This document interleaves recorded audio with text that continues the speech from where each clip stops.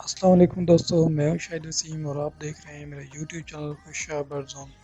سب سے پہلے میں ان دوستوں کا شکریہ ادا کرنا چاہوں گا کہ جنہوں نے میرے چینل کو اتنا اچھا رسپانس دیا اور چینل کو آگے بڑھانے کے لیے بہت ہی مفید مشورے دیے۔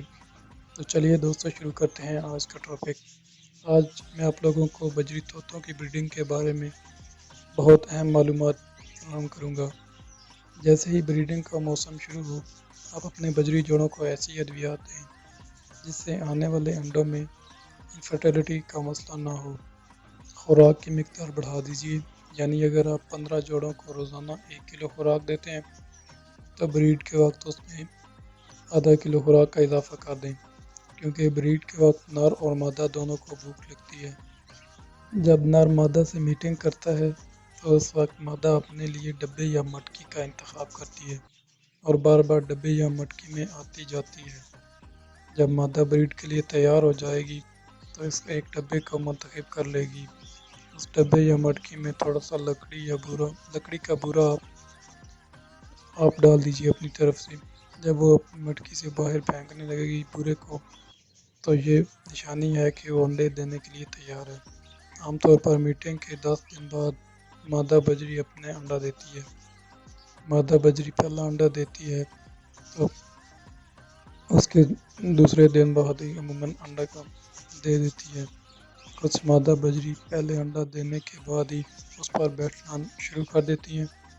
ایسے دیکھنے میں آیا ہے کہ جب 3 انڈے ہو جاتے ہیں تو بجری ان پر بیٹھنا شروع کر دیتی ہے۔ 18 سے 23 دن بعد سب سے پہلے انڈے سے بچہ نکلتا ہے۔ انڈے سے بچے نکلنے کا دورانیہ 16 دن ہوتا ہے، لیکن مادہ کا مسلسل انڈوں پر نہ بیٹھنے کی وجہ سے 18 سے 23 دن ہو سکتے ہیں۔ جیسے ہی آپ کو نظر آئے یا آواز آئے کہ بچوں سے انڈے نکل آئے ہیں، آپ ان کو مادہ کو نرم غذا دینا شروع کر دیں، جیسا کہ انڈے والی خوراک، سبزیاں، پھل وغیرہ۔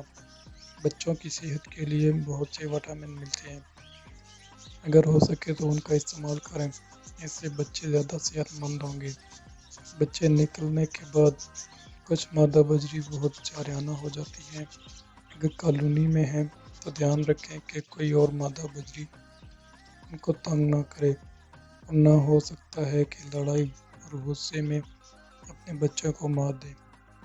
کوشش یہ کریں کہ جو ڈولی یا مٹکی آپ نے بجری کے کیج میں لگائی ہوئی ہے اس کو اونچائی میں رکھیں، زمین سے اس کا سائز تقریباً 1 یا 2 فٹ اوپر۔ اور ہاں، اگر اب تک کبھی آپ نے میرے چینل کو سبسکرائب نہیں کیا تو جلدی سے میرے چینل کو سبسکرائب کریں اور بیل آئیکن کو ضرور دبا دیجیے، تاکہ آنے والی ویڈیوز میں آپ پرندوں کی ہر قسم کی معلومات اور پرندوں کو پالنے کے بہت ہی دلچسپ طریقے جان سکیں۔